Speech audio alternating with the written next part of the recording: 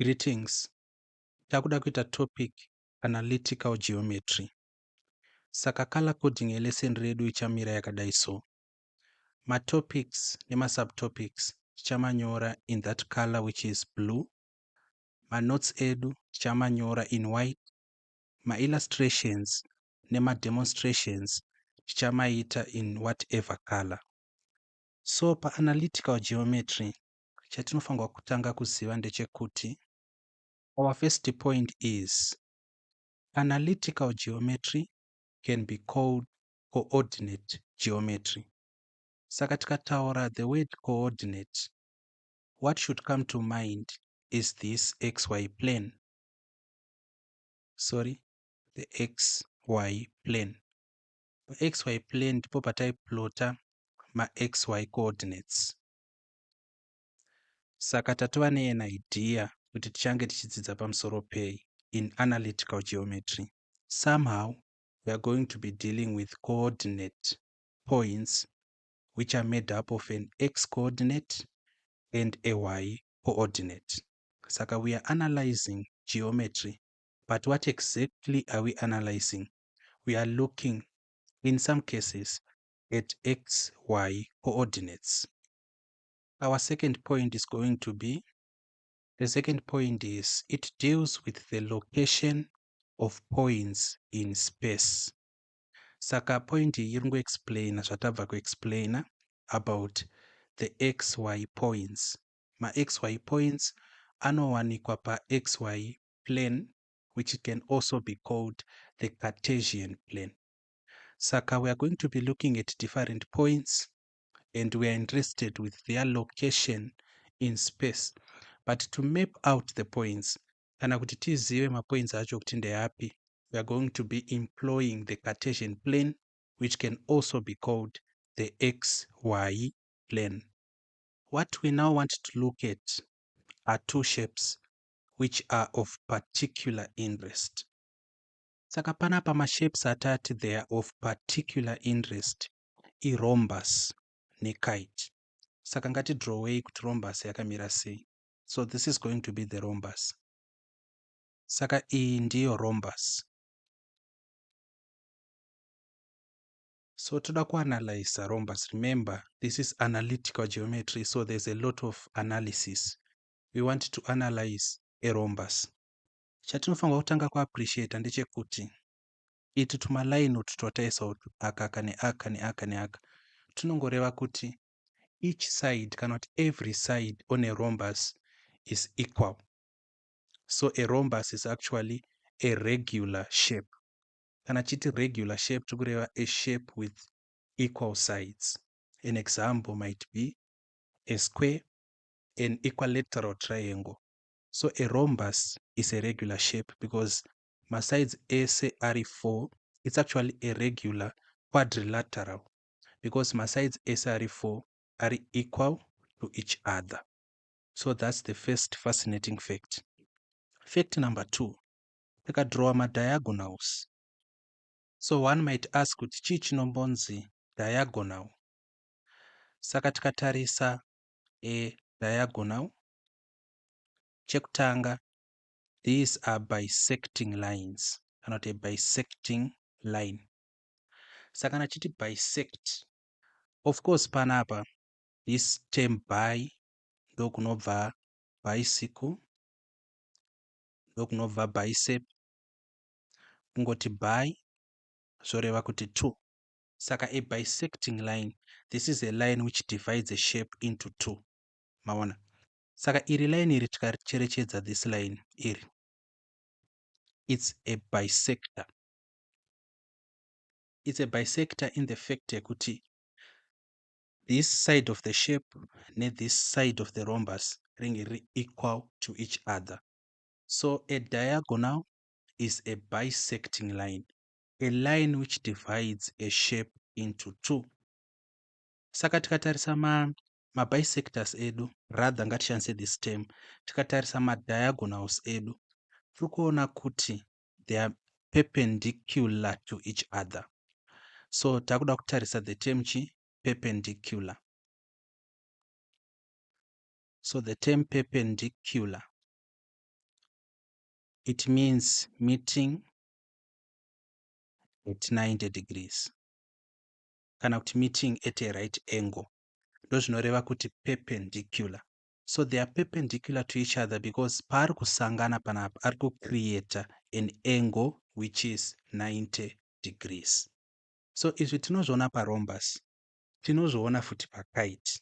That is why we are saying kuti a rhombus and a kite are special shapes, and we are going to appreciate the vitality kana kuti the importance, how special these shapes are. Patichatanga kuita ma-practice questions nema-work past examination questions. So next to the rhombus, ngatidrowe a kite. This is going to be our kite. Saka takatarisa kite yedu, tirikuona zvakare kuti this side is equal to this side is also equal to this side. Then tikatarisa ma-diagonals edu, tirikuona kuti ari kusangana again at 90 degrees. So the reason why these two shapes are important is the reason why these two shapes, rhombus and kite, are important is their diagonals are perpendicular to each other. That is, they meet at 90 degrees kana kuti they meet at a right angle. I think this point has been elaborated sufficiently. Let us now consider the geometry of plane shapes. On this subtopic, we are going to be looking at different properties which make up the geometry of plane shapes. Chatichatanga kutarisa panapa, tichatanga kutarisa parallel lines. So we need to define what a parallel line is. In simpler terms, a parallel line, these are lines which never meet. Saka, the definition of parallel lines, these are lines which never meet. Chakanyanya kukosha panapa madzangu. Highlight the word never. What does it mean? Let us give illustrations. Ngatiti tine two lines. This is line 1, toita rimwe line panapa, totariti line 2. Then toda kuita tally with a situation like this. Toita chi line panapa rakadai so, line 3, toita futi rimwe line rakadai so, line 4. Saka tiri panapa manje, virtually kana kuti literally takangotarisa kudai so, we can see kuti line 1 and line 2, they are not meeting. Again, line 3 and line 4, they are also not meeting. But of these two, only line 1 and line 2 are parallel lines because they never meet. Tikaita extrapolate line 3 and line 4, kuita extrapolate kureva kuti tikariwedzera line rinori chidai so, ndikuisa madots nekuti ndeyekuwedzera, tobva tawedzera futi chi iri line iri tichidai so. Tikuzviona here kuti richasvika pa a point of simultaneous meeting panapa, achasangana eventually. So malines kuti ave parallel, they should never meet and haafanirwi kutombosangana. Yet kana tikaita extrapolate kunoku, haafi akasangana maline aya, kunoku haafi akasangana. Ende chimwe chinhu chinoita kuti asasangana maline inhau yekuti malines aya, they should be equidistant. Kureva kuti distance inoi should be equidistant. At every point, they should remain constant. Distance iri pakati pemaline ari 2 haifanirwi kuchinja. Ndozvinoita kuti chi malines ava parallel. Let us make it a note. Saka kuva equidistant, point yedu yati for lines to be parallel, they should be equidistant. That is, the distance d should remain constant. This is the distance d, should remain constant. But why are we talking about parallel lines? What is important here is the point I'm going to put up next. So point ndaisa in capital letters, uye ndanyora kuti nota bene, note this, it's very important. Parallel lines have the same gradient. What do we mean? Zvoreva kuti the gradient of line 1 is equal to the gradient of line 2. Come to think about it. Let us talk about gradient a little. So gradient inodifinwa differently depending on which field of study you are looking at. Kana tichitarisa physics, gradient inodefiniwa as inclination. So inclination to the horizontal. This will be the practical definition of gradient in physics. That is why kana tiine a line rinoi handiti gradient yaro hatiitori as a number, tinoitora as an angle theta. So theta relative to what? To the horizontal plane. That is what gradient is in physics. Yet gradient in mathematics now, gradient in mathematics, which is usually denoted as m, chengeta kuiti, the change in the y dividing the change in what? In the x, and we give it as a number, not as an angle. But in all these definitions, look closely, you are going to see kuti compare gradient relative to the horizontal. That is why line kana riri horizontal kudai so, in mathematics tinoti gradient iri equal to chi? To 0. And asi kana line rikazova chi? Vertical. In mathematics tinoti gradient iri equal to chi? Infinity. Saka zviri kuitika panapa ndezvekuti gradient iri kubva pa0 ichiincreasa depending nekuchinja kurita mapositions until yava infinity uncountable. So kana tichiti malines ari parallel, malines ari parallel, for example iri line iri, saka denotation yatinoisa saka arrow, malines ari parallel, zvinoreva kuti malines aya kuti asasangana anofanirwa kunge aine the same gradient, because kana gradient ikasiyana, rimwe line iri rikaita kubhenda, ngatiti line rabhenda radai so, anditi rakutosangana neiri eventually, saka anofanirwa kunge aine the same gradient kuitira kuti asafa akasangana, uye kuva ne the same gradient ndokunoita kuti arambe ari equidistant, distance iri pakati pavo isachinja. So this is the mathematics and the physics of it, which explains why parallel lines have the same gradient. If you do not understand anything I have just explained, do not worry. So long you know that parallel lines have the same gradient, you are good to go. Next property we are going to be looking at is perpendicular lines. Tato define ma perpendicular lines kudhara, so we are just going to write a note. These are lines that meet at 90 degrees. Saka meeting at 90 degrees also means that they are meeting at what? At a right angle. Saka anenge akadai so, ngatiti this is line 1, this is line 2, ari kusangana at what? At 90 degrees. And those who rocked, these lines are perpendicular. But now we are going to also have a very important note. Point iyi note. The product of the gradients of the two perpendicular lines is equal to -1. So kana ma line 2 ari perpendicular, gradient line rekutanga times gradient line rechi2 iri equal to -1. This is very important. This is very important. This is actually testable. Zvinotestewa kakawandisa. So you should really make friends with this fact. You should not forget this. The product, kana chiti product again, tokureva chi, this is what we get after multiplying handiti.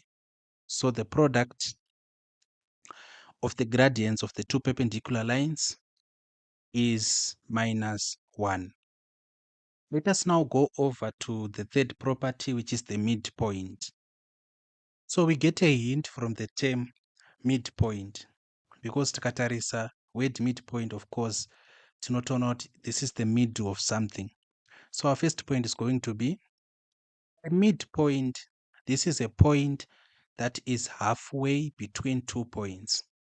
So we have a point panapa. Let us call it A. Then we have a straight line. We also have another point here. Let us call it B. That point iri mid and it pakati panapa. Let us call it M. This is the midpoint.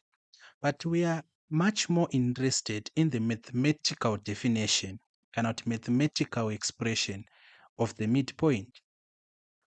So this is going to be the mathematical expression. This is the midpoint.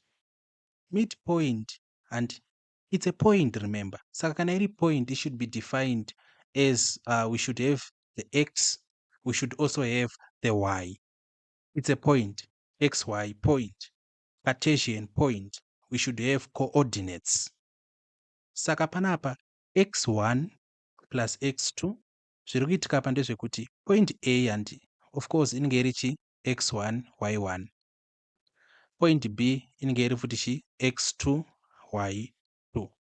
Tikada kuziva kuti M ndiani, tikada kuziva kuti M ndiani, M tichati isusu x1 plus x2, saka tichaedha ma-x points todivhaidha na2 towana average yavo. So the average of the x, then kana chida kuziva y changotsvaga futi the average of what, of the y, tatova nemidpoint. As easy as that. Okay, I think this is explained sufficiently. Let us go to number 4. We are going to look at the distance between 2 points. Our first point is going to be, so kana consider the distance between 2 points, we are looking at a measure of size of the path joining 2 given points. Saka let us reproduce this. Tina point A na point B. And it so. Saka kana chida the distance, we require a measure of the size of this path which is joining A and B. So the mathematical definition is like this. So this is going to be the distance, the square root of bracket x1 minus x2 squared plus bracket y1 minus y2 squared. So tisati taenda kure ndokuda kuti muite take note panapa kuti chakashandapo iPythagoras theorem.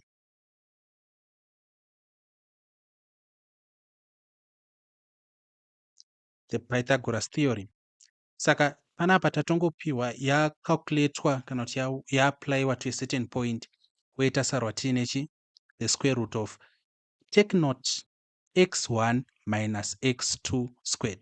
Saka pane difference between midpoint ne-distance between 2 points.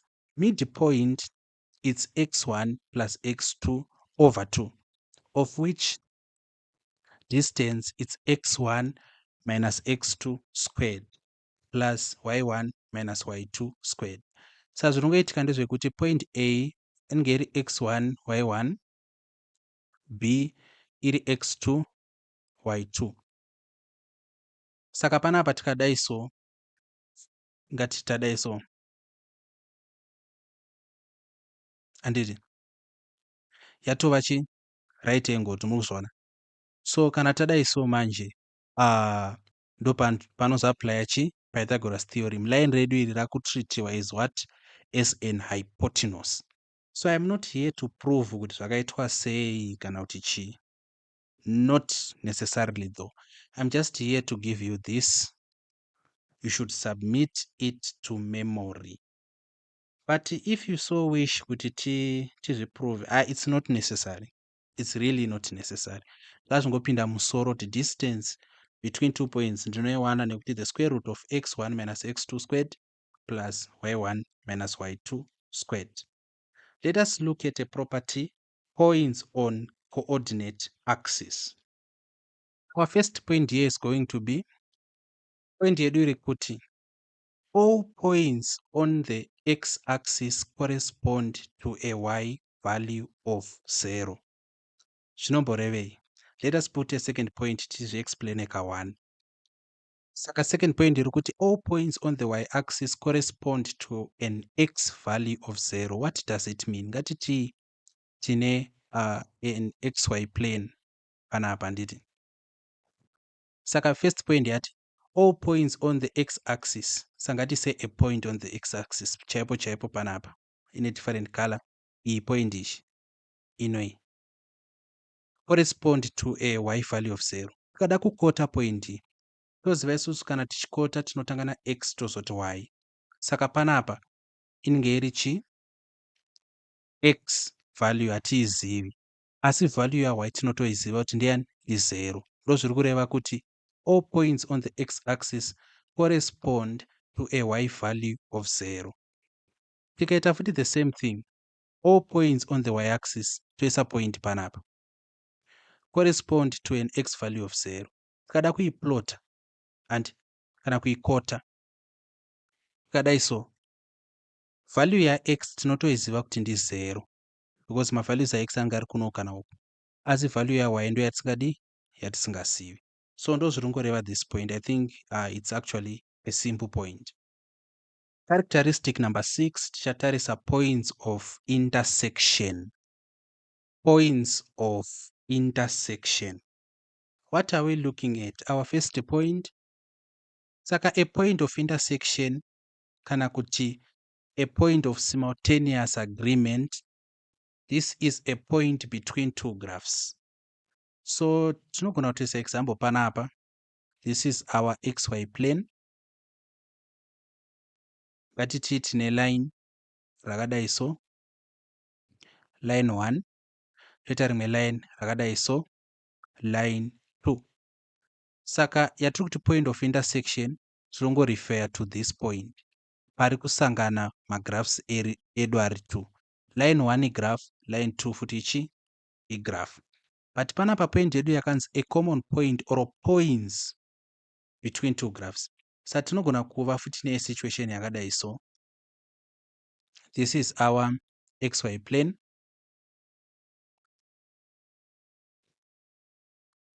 Our first graph is going to be a circle. Then our second graph is going to be a straight line. Saka panapa tava nema points of intersection. Tine this point. Tine futi this point. Saka ndo zvinongoreva kuti point of intersection. Saka panapa chamufanira ku-understanda ndechekuti to solve this we are going to be applying the mathematics we know when we were taught to solve simultaneous equations. So these equations are solved simultaneously. So to determine the points, solve the equations simultaneously. Saka tapedza ma-characteristics atinoshanda nawo. Just give a rough summary. Discuss about parallel lines. These are lines which never meet. Important point pama parallel lines, they have the same gradient. Discuss about perpendicular lines. These are lines which meet at 90 degrees. Important point, the product of their gradients is -1. Discuss about midpoints. Tikaona kuti they are given by x1 plus x2 over 2. Then y1 plus y2 over 2. Discuss about distance between 2 points. Tikaona we solve them actually using the Pythagoras theorem. To get to distance is equal to the square root of bracket x1 minus x2 squared plus bracket y1 minus y2 squared. Also discuss about points on a coordinate axis.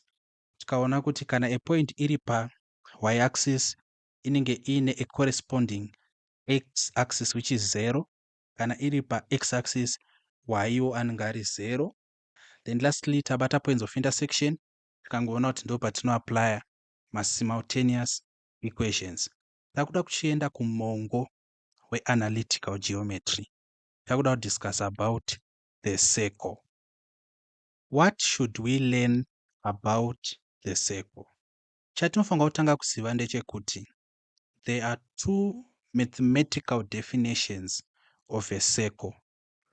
Saka before taenda ikoko tofanira kuziva kuti graphs can be mathematically defined. And example yatiinayo iri padhuze, it's a straight line. Saka the definition of a straight line ndiyani? Y is equal to mx plus c. This is the definition of straight line. There are many variants of this equation of a straight line. Saka kana chitarisawo a circle, our first point is going to be circle has two mathematical definitions. What is going to be the first definition? Definition number 1. Tiri kuti isusu, a circle is given by bracket x minus a squared plus bracket y minus b all squared is equal to the radius squared. Saka panapa takudefine kuti zviri kumborevei izvi. Tinenge takuti where AB, this is the center of the circle. So AB is the center of the circle. The center of the circle. Then R is the radius. Saka kana tichidhila neseko hama dzangu, tichidhila neseko, tikapiwa center, ma-coordinates epacenter, topiwa radius, we can make out what is the equation of that circle.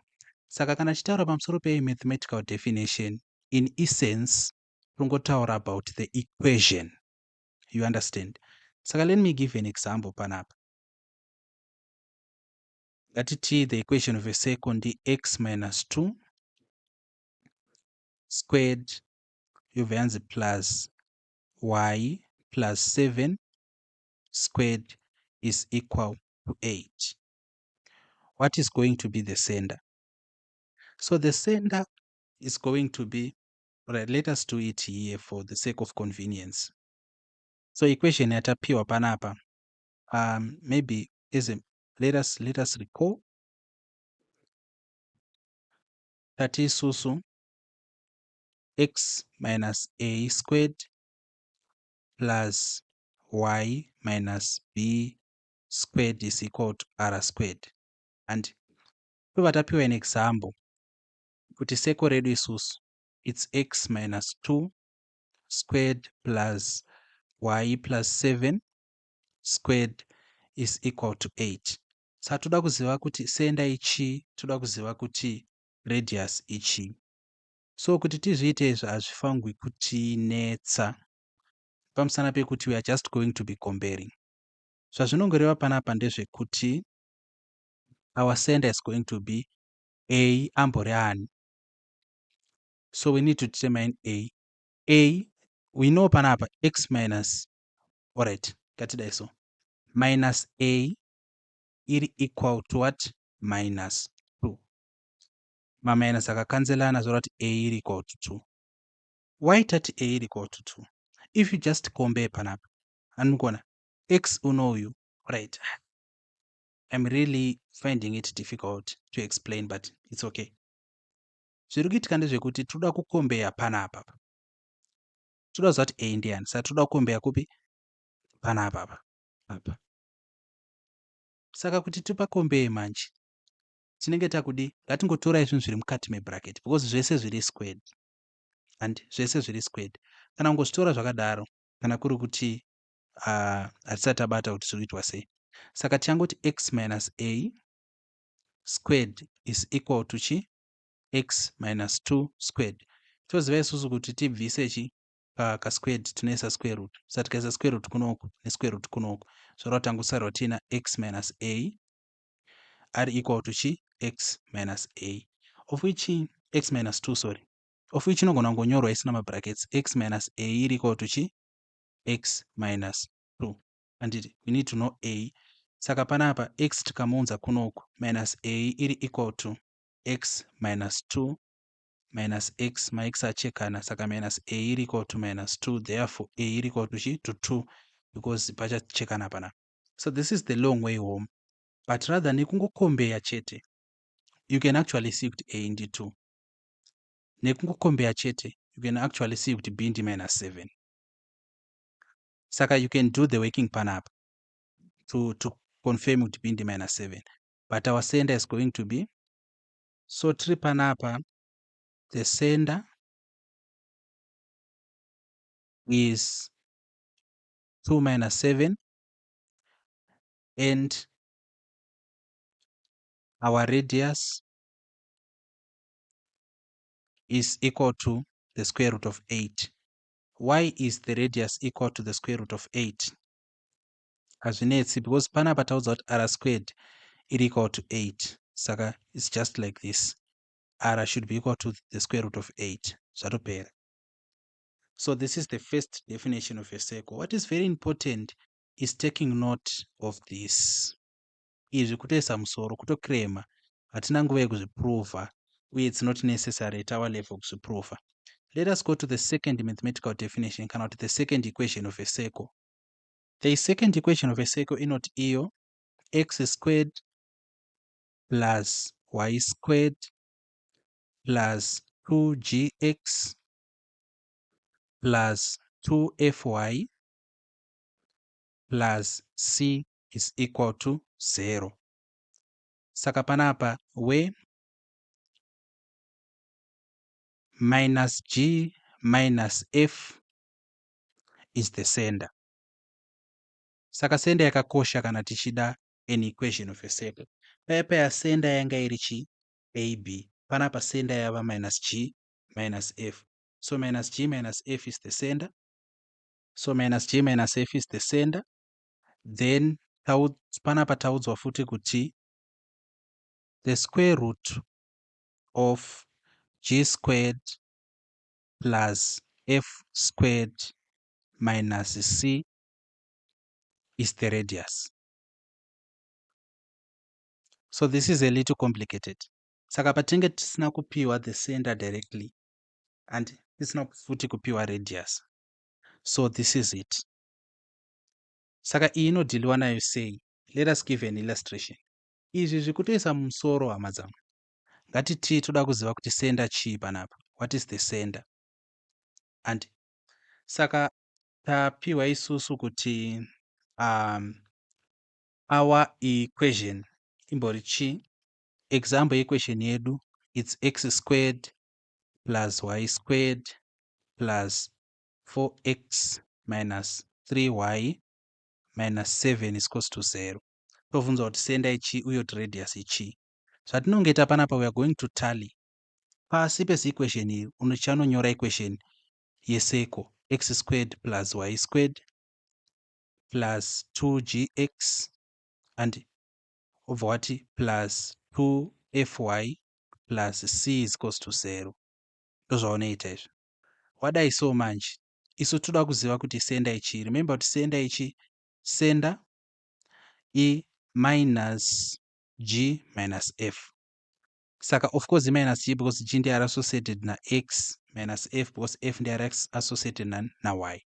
So wauya panapa iwe wakungotora chi this part 2gx is equal to chi 4x. Todaziva kuti g ndeyani, max akuchekana odivide both sides na 2.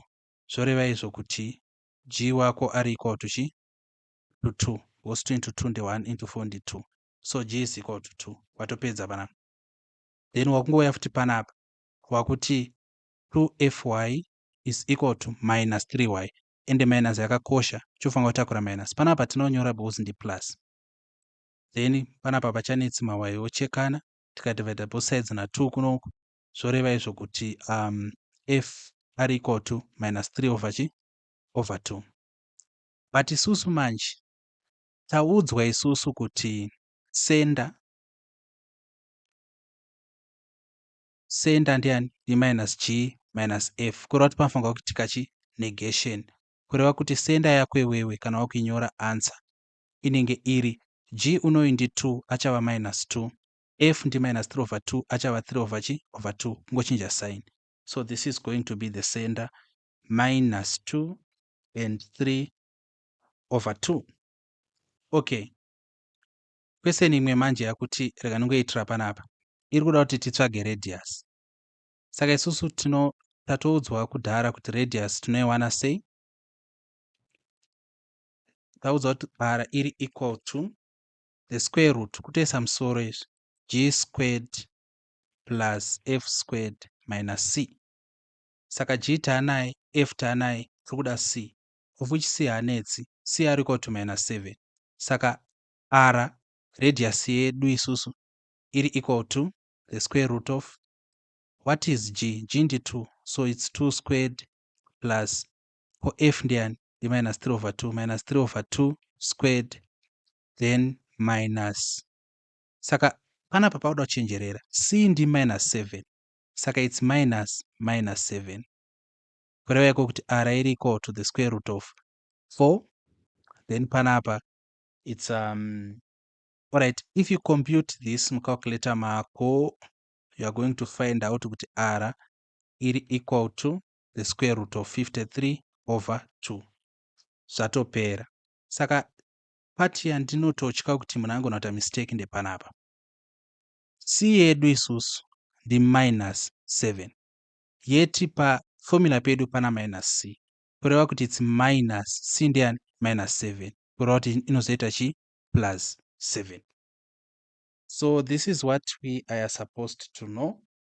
Our next video is going to be my worked examples, analytical geometry.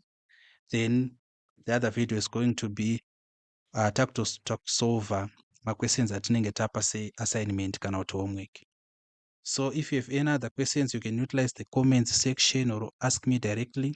Otherwise, thank you for your attendance to this lesson.